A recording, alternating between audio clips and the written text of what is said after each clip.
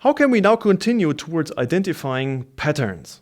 One interesting technique for doing this is to write down these relationships in a so-called footprint matrix. Here you see the example of a footprint matrix. You see that this footprint matrix has columns which are called A, B, C, D, E, F, G, and it has rows which have the same names. So it is a quadratic matrix. How do we fill the cells in this matrix? Each cell is showing the relationship that we have identified for the corresponding pair of activities. If you look, for instance, at the cell in row A, column B, you will see that there is an arrow pointing rightwards. This says that there is a causal relationship from A being followed by B. In this way, we can enter all those relationships that we have found into this matrix. The nice thing is that we can inspect now this matrix to identify patterns. There's also one thing that is important to note for the matrix, that the matrix is symmetric. This means that when we look at the cell AB, that the cell BA shows the same information. This means in row A, column B, we find an arc that is pointing rightwards, and in row B, column A, we see an arc that is pointing leftwards. And if you take the diagonal of the matrix, you will always find the same information on the right upper side and on the left lower side. Now, the next step is to take this matrix and to identify patterns of behavior from it. That is then the basis for the alpha algorithm to construct the process model. In essence, there are 5 different patterns that we try to identify from the footprint matrix. The first thing, it's the very basic behavior, and that is the sequence. The sequence is a very simple and basic pattern, and it can easily be identified from the footprint matrix.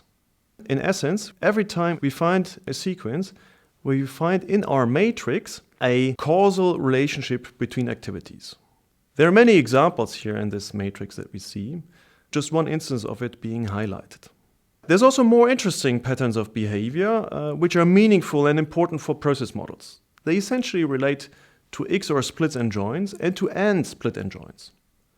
Also, those types of behavior have certain patterns that we can identify in the footprint matrix.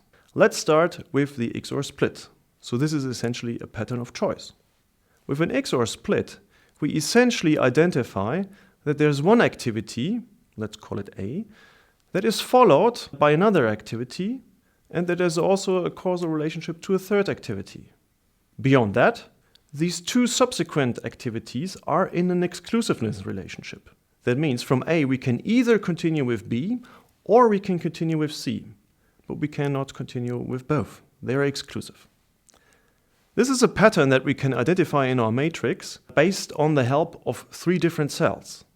We essentially need to identify those rows where we have arcs pointing rightwards in our matrix, and these would be relating to cells that are exclusive to one another. You see one of those instances being highlighted in the example here. The same idea can also be used to identify XOR joins. When we would observe an XOR join, in essence we need again 3 activities. Let them be called activities B, C, and D. And the relationships that we would expect between them is that B is directly leading to D, and that C is also directly leading to D, and that we would expect B and C to be exclusive to one another. In our case, we do not have an instance of that example here, but if you look at the matrix, you will find a counterexample that is worth to be discussed. If we look at column E, we find that we have 2 cases where an arc is pointing rightwards. That relates to B, that leads to E, and that is relating to C, that relates to E. This would be an instance of an XOR join if the corresponding relationship between B and C would be exclusive. You see highlighted that this is actually not the case. The relationship between B and C is that of concurrency. Now let's have a look how this works with AND splits and joins. The idea is quite the similar one.